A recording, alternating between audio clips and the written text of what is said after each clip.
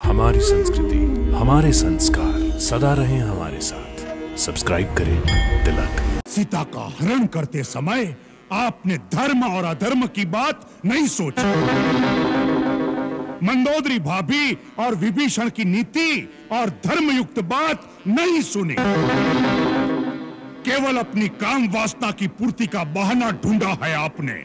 इसी का यह फल है जो आज सारे लंकावासी भोग रहे हैं। शूर्पणखा मेरी भी तो बहन थी। आज मुझे जिस प्रकार उठाया है, उस दिन यह हीन कार्य करने से पहले मुझे जगाते तो मैं आपको बताता कि प्रतिशोध कैसे लिया जाता है। मैं तो छोटा भाई हूं और छोटे भाई का एक ही धर्म है, जब तक वो जीवित है और स्वस्थ है तब तक बड़े भाई को कोई भी कष्ट नहीं होना चाहिए।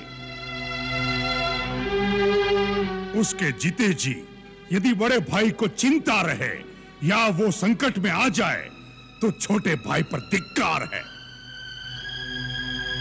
छोटा भाई मित्र भी है और सेवक भी है। अपने पांडित्य से मुझे मत भरमाओ विभीषण। तुम अच्छी प्रकार जानते हो कि जीवन में कई बार वह अवसर आता है जिसे धर्म संकट का समय कहते हैं। जब यह निर्णय करना कठिन हो जाता है कि उस समय प्राणी का क्या धर्म है, क्या कर्तव्य है, ऐसे ही अवसर पर हर प्राणी अपने अपने संस्कारों के अनुसार ही अपने अपने धर्म का निश्चय करता है। क्या धर्म है, क्या अधर्म है, इसकी व्याख्या देश और काल के अनुसार सबकी अलग अलग होती है।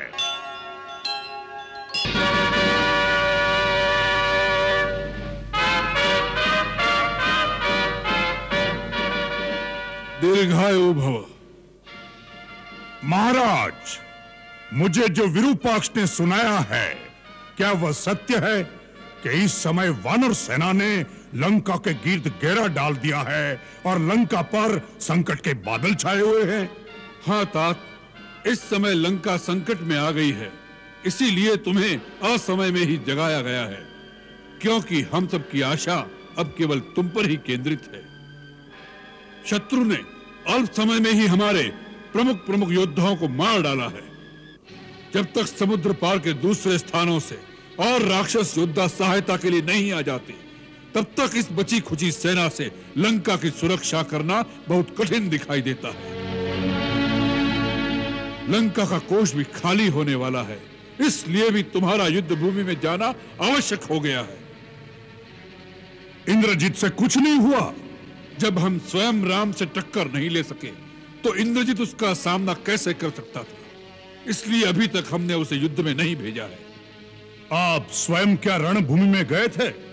हाँ, जब प्रहस्त और मकराक्ष भी मारे गए तब हमने सोच लिया कि शत्रु ऐसे योद्धाओं से वश में आने वाला नहीं है। युद्ध लंबा होता जाएगा और लंका निवासियों का मनोबल दिन प्रतिदिन मंद होता जाएगा। इसलिए हमने निश्चय कर लिया कि हम स्वयं जाकर एक ही बार में शत्रु का समूल नाश कर दे। परंतु शत्रु इतना निर्बल नहीं निकला जितना हमने समझा था। उसने हमारे समस्त अस्त्रों को काटकर हमें निहत्था कर दिया।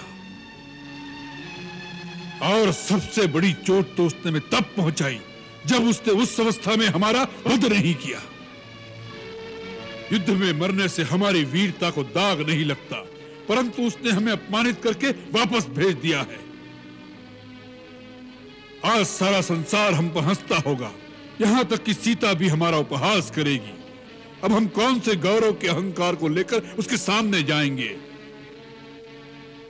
कुंभकर्ण, मेरे भाई, इसलिए भी तुम्हारा युद्ध भूमि में जाकर उन वानरों और मानवों का भक्षण करना आवश्यक हो गया है। आज राक्षस जाति की लाज तुम्हारे हाथ में है। तुम्हें रावण के अपमान का बदला लेना है राम से।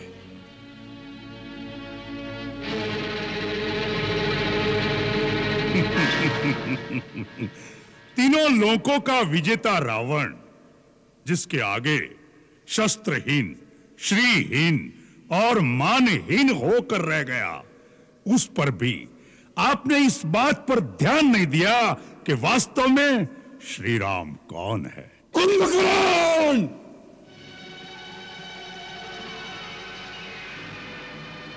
शत्रु को श्री लगाकर संबोधित मत करो। महाराज, आंखें बंद कर लेने से सूर्य का प्रकाश लोप नहीं हो जाता। जो तीनों लोकों के स्वामी हैं, स्वयं श्रीमान नारायण है, उन्हें श्री राम ही कहना पड़ेगा। भैया, शायद आप ये भूल गए हैं कि श्री राम से कई पीढ़ियां पहले इक्ष्वाकु वंश के एक राजा ने आपको श्राप दिया था कि जब स्वयं श्रीमान नारायण हमारे कुल में अवतार लेंगे, तब वह उसी न रूप में आपका विनाश करेंगे। वो बात भी भूल गए जो नारद ने मुझे बताई थी कि विष्णु ने राक्षसों का नाश करने के लिए अयोध्यापति दशरथ के घर जन्म लिया है। भैया, ब्रह्मा की बात भी भूल गए, फिर भी आप महारानी सीता का हरण कर लाए, जो स्वयं लक्ष्मी का अवतार है। हमें अपनी बहन के अपमान का बदला लेना था। हमारे भाई के वध का प्रतिशोध क्या हमारा कर्तव्य नहीं था? तो उस कार्य को वीरों की भांति करते। चोरों की भांति एक स्त्री का हरण करके क्या आपका मस्तक गौरव से ऊंचा हो गया है? सूर्पणखा मेरी भी तो बहन थी। आज मुझे जिस प्रकार उठाया है, उस दिन यह हीन कार्य करने से पहले मुझे जगाते तो मैं आपको बताता कि प्रतिशोध कैसे लिया जाता है। राजा के लिए उचित ही नहीं, यह आवश्यक भी है कि वो हर महत्वपूर्ण कार्य अपने परम विद्वान और सच्चे हितैषी मंत्रियों के परामर्श से ही करे। राजा को चापलूसों और ऐसे स्वार्थी मंत्रियों की बातों में नहीं फंसना चाहिए जो अपना निजी हित और अर्थ स्वार्थ के लिए राजा के साथ अपने देश को भी शत्रु के हाथों बेच सकते हैं। ऐसे ही मंत्रियों के लिए शास्त्र कहता है कि विनाशयन्तो भर्तारम सहिताः शत्रुभिर्बुधैः विपरीतानि कृत्यानि कारयन्ति ही मंत्रिणः तान भर्ता मित्र संकाशान अमित्रान मंत्र निर्णय व्यवहारेण जानियात सचिवानु उपसंहितान। कुंभकर्ण, यह समय शास्त्र सुनाने का नहीं है। हर बात अपने अपने समय पर ठीक लगती है। यही तो मैं कहना चाहता हूं भैया कि आपने उचित समय पर उचित बात नहीं की। नीति कहती है कि पुरुष को धर्म, अर्थ और काम का सेवन उचित समय पर ही करना चाहिए। जैसे प्रातः काल धर्म का, मध्याह्न काल में अर्थ सेवन का और रात्रि में काम सेवन का विधान है। इन तीनों में भी धर्म श्रेष्ठ है। अतः जहां अर्थ और काम का सेवन धर्म विरुद्ध हो, वहां उन दोनों की उपेक्षा करके धर्म के अनुसार ही चलना चाहिए। सीता का हरण करते समय आपने धर्म और अधर्म की बात नहीं सोची।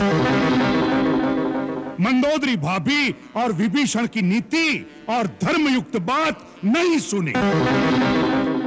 केवल अपनी काम वासना की पूर्ति का बहाना ढूंढा है आपने। इसी का यह फल है जो आज सारे लंकावासी भोग रहे हैं। एक गुरु या आचार्य की भांति हमें उपदेश सुनाना है तो जाओ, जाकर फिर से सो जाओ। हमें तुम्हारी कोई आवश्यकता नहीं है। यह समय है संकट का। इस समय तुम्हारा क्या कर्तव्य है, वही बात करो। मान लिया हमने भ्रम से नारायण को नहीं पहचाना। मान लिया अपने चित्त के मोह में एक स्त्री का हरण कर लिया। मान लिया अपने गौरव और अहंकार में हमने किसी का परामर्श नहीं सुना। इन सब बातों की चर्चा करने से इतिहास पीछे नहीं मुड़ जाएगा। जो बीत गया बुद्धिमान उसका शोक नहीं करते। भविष्य की चिंता कर्मयोगी नहीं करता। इस समय इस क्षण क्या करना है उसका ही निश्चय आवश्यक हो जाता है। तो निश्चय कर लो कि तुम्हारा अपनी जाति के प्रति, अपने भाई के प्रति कुछ कर्तव्य है या नहीं। तुम हमें शास्त्र सुना रहे थे। अरे शास्त्र में तो यह भी लिखा है कि यदि भाई ने कोई पाप भी किया हो, वो अपराधी भी हो, तब उस संकट में जो उसका साथ दे वही भाई कहलाने योग्य होता है। अपराधी को तो शिक्षा सभी दे सकते हैं, परंतु भाई वही है जो संकट में साथ खड़ा रहे, सहायता करे, शिक्षा न दे। ससुहृदयो विपन्नार्थम दीनमभ्युपद्यते सबंधुर्यो अपनितेषु सहायायोपकल्पते। सोच लो, रावण के कारण ही सही, परंतु रावण के साथ राक्षस जाति का विनाश हो जाए, यह तुम्हें स्वीकार है या नहीं? तर्क का समय नहीं है। यदि मन में कोई संशय है, यदि कर्तव्य का पथ साफ दिखाई नहीं देता, तो युद्ध में जाने से कोई लाभ नहीं। जाओ, जाकर सो जाओ। रावण को अपनी आन निभाना और शान के साथ जीना और मरना दोनों आते हैं। जाओ।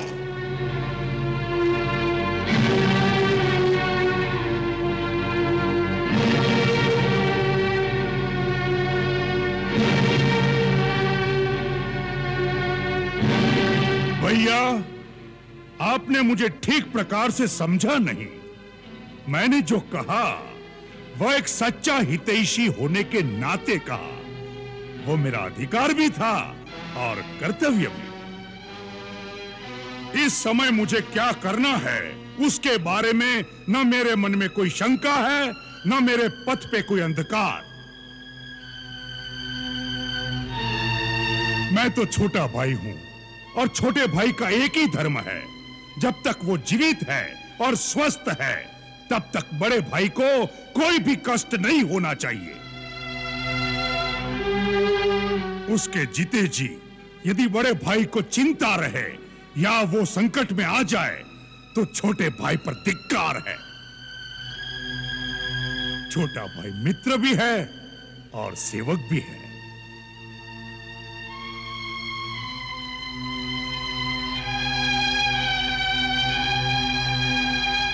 कुंभकर्ण, हमें तुम पर गर्व है। तुम राक्षस जाति की नाक हो। भैया, अब आप युद्ध की चिंता भूल जाइए।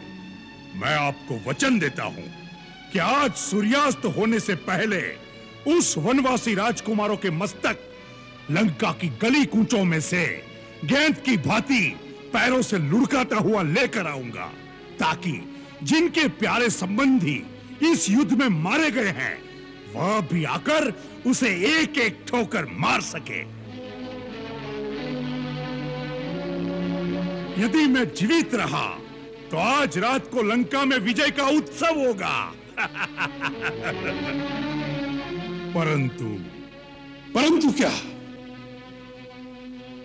परंतु भैया, सबकी बात सच निकली और वो सचमुच भगवान है तो भी मैं पीठ नहीं दिखाऊंगा। अपने भाई की आन के लिए रणभूमि में लड़ता हुआ मर जाऊंगा, यह मेरा वचन है।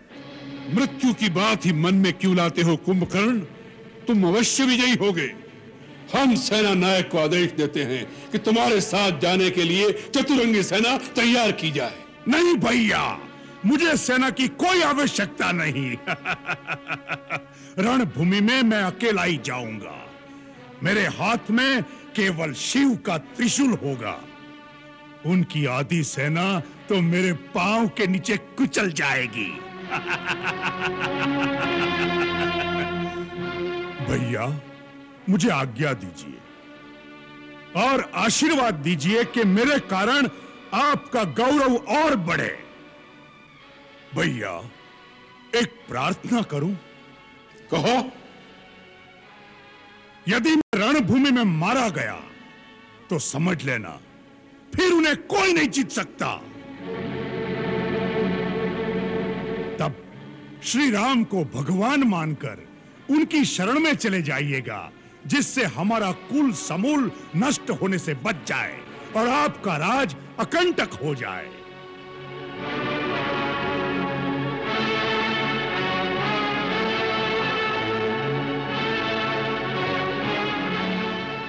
प्राणी जब अपने कुटुंबी जनों के साथ बैठकर ऐश्वर्य भोगता है, तभी वह प्रसन्न और संतुष्ट हो जाता है।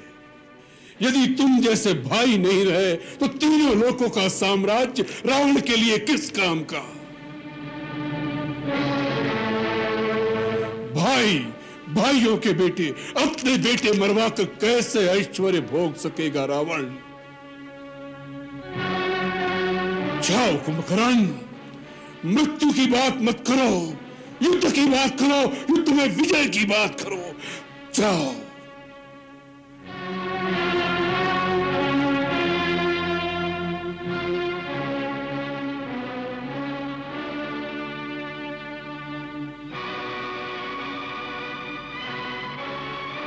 भैया, मुझे आशीर्वाद दीजिए।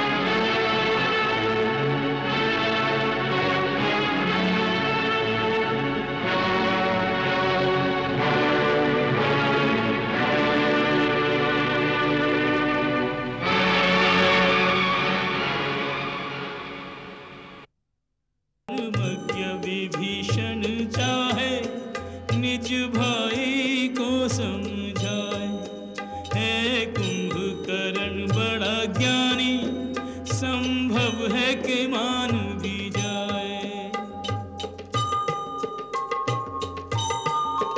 एक अभिमानी की करनी हमें आज कहाँ ले आई, बैरी की भांति खड़े हैं भाई के सन्मुख भाई, होनी को क्या कोई टाले, लिखे को कौन मिटाए, होनी को क्या कोई टाले, लिखे को कौन मिटाए, होनी को क्या कोई टाले, लिखे को कौन मिटाए।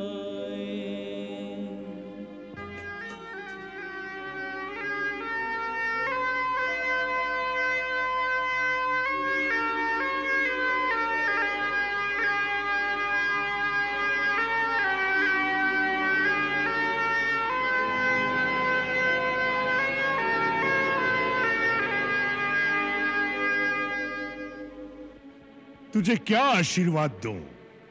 चिरंजीवी होने का वरदान तो तुझे स्वयं ब्रह्मा दे ही चुके हैं। मुझे इतना ही वरदान दीजिए भैया कि मैं सदा धर्म और नीति के मार्ग पर ही चलूं, मैं कभी अधर्म के मार्ग पर न जाऊं। ये वरदान भी तू ब्रह्मा से पा चुका है। ऐसा लगता है कि अब इन बातों के पर्दे में तुम अपने धर्म विरुद्ध कार्य को छुपाने की चेष्टा कर रहे हो।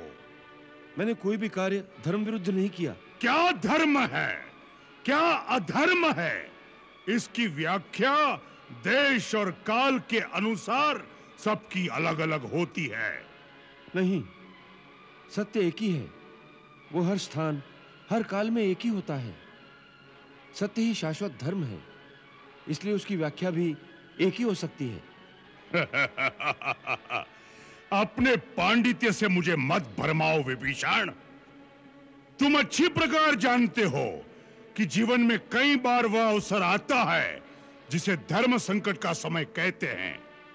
जब यह निर्णय करना कठिन हो जाता है कि उस समय प्राणी का क्या धर्म है, क्या कर्तव्य है, ऐसे ही अवसर पर हर प्राणी अपने अपने संस्कारों के अनुसार ही अपने अपने धर्म का निश्चय करता है।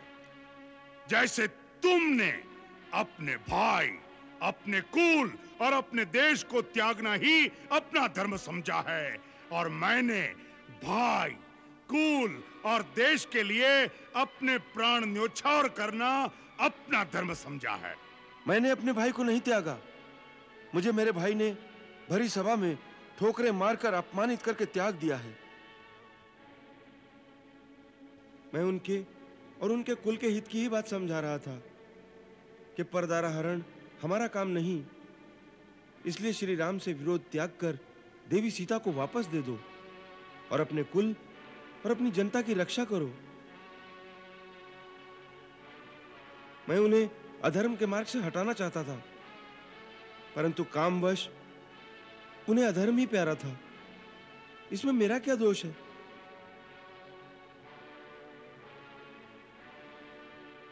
विभीषण, यदि शरीर में कोई दोष, कोई रोग भी आ जाए तो अपनी भुजा अपने शरीर का त्याग नहीं कर देती। भाई भाई की भुजा होता है। तूने भैया से अलग होकर उनकी एक भुजा काट दी। यदि पराजय हुई तो इसकी पराजय का कारण तू होगा, तू। नहीं, मैं उनकी पराजय की नहीं, उनकी विजय की बात समझा रहा था। मैं उनके सामने सुमति, सन्मार्ग और श्री राम से संधि का प्रस्ताव लेकर आया था। मैं इस समय यह प्रस्ताव आपके सामने भी लेकर आया हूं। भैया, लंका का जो राज्य श्री राम ने मुझे प्रदान किया है, वो राज्य मुझे नहीं चाहिए। वो राज्य मैं आपको समर्पण करता हूं। परंतु आप इस संहार को रोकिए, क्योंकि इससे सारी राक्षस जाति का विनाश हो जाएगा और इसका कारण है महाराज रावण का दुराचरण। आप भी तो इस दुराचरण से सहमत नहीं हैं भैया? बोलिए। हाँ, मैं उनसे सहमत नहीं हूं। तो फिर हमारी ओर आ जाइए। दुष्कर्म और दुराचार के लिए अपने बंधु को भी दंड देना अधर्म नहीं है। यदि इस समय आप उनका साथ छोड़ देंगे तो संभव है वो स्वयं ही सीधी राह पर आ जाएं। भैया, इस समय यही आपका धर्म है।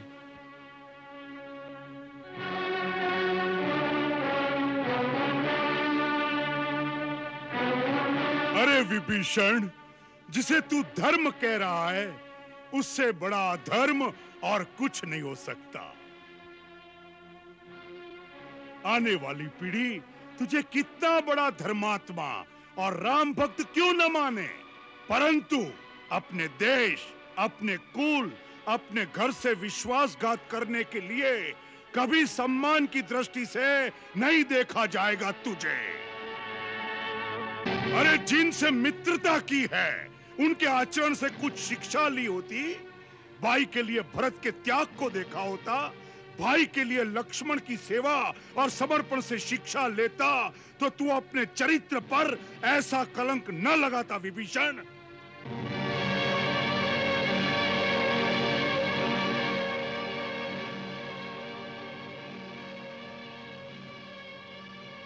भरत और लक्ष्मण के चरण चिन्हों पर चलने के लिए श्री राम जैसा आदर्श और मर्यादा पुरुषोत्तम भाई भी होना चाहिए।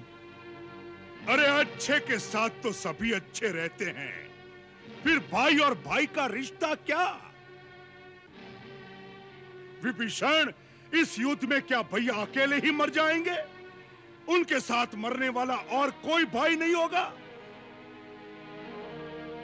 अरे, दृश्य तो वह होगा कि जहां रावण का मृत शरीर होगा, उसके चारों ओर उसके भाइयों, उसके पुत्रों के मृत शरीर उसकी शोभा बढ़ा रहे होंगे, जिसे देखकर देवता भी मस्तक झुका देंगे। जाओ विभीषण, अपने स्वामी राम को सावधान कर दो। अब सामना खर और दूषण से नहीं, त्रिशिरा और वाली से कपट युद्ध नहीं, सामना आज अजय पर्वत के समान अभेद्य कुंभकर्ण से है, जिसकी हुंकार से विधाता ब्रह्मा भी थर्रा उठा था। कुंभकर्ण इस बात की वह चट्टान है जिससे टकराकर उनके बाणों की नोक टेढ़ी होकर उन पर ही प्रहार करेगी। तीर, तलवार, गदा और भाले टूट टूट कर गिर जाएंगे। उसने असुरों के नाश का संकल्प लिया है, तो आज कुंभकर्ण भी राम का सिर ठोकरे मारता हुआ अपने लंकेश के चरणों तक ले जाने का प्रण ठान कर आया है।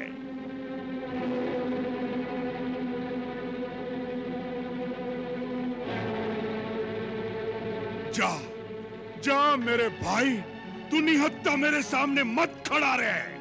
मुझे अपना पराया नहीं सूझ रहा, अपने आपे में नहीं हूं अब मैं। इस समय मौत मेरे सिर पर तांडव मचा रही है, मरने मारने के सिवा कुछ सूझ नहीं रहा।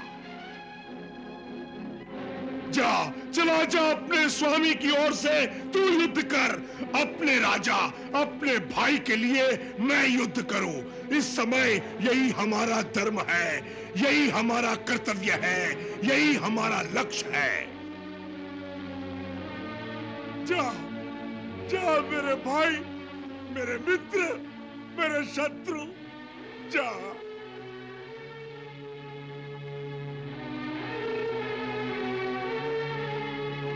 जा, चला जा विभीषण, चला जा।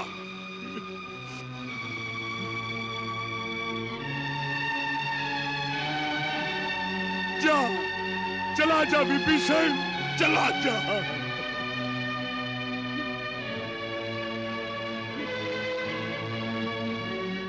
विभीषण, मेरे भाई,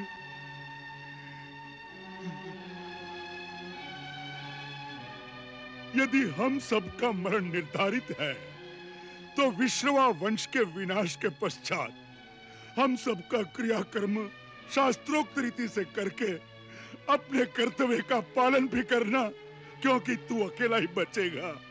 भाई से बिछड़ता है भाई, कोई इससे बड़ा आघात नहीं,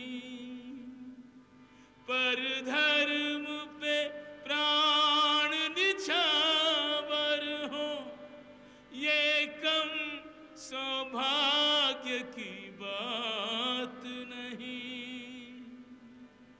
रण में तो भविष्य अनिश्चित है, जीना मरना निज हाथ नहीं।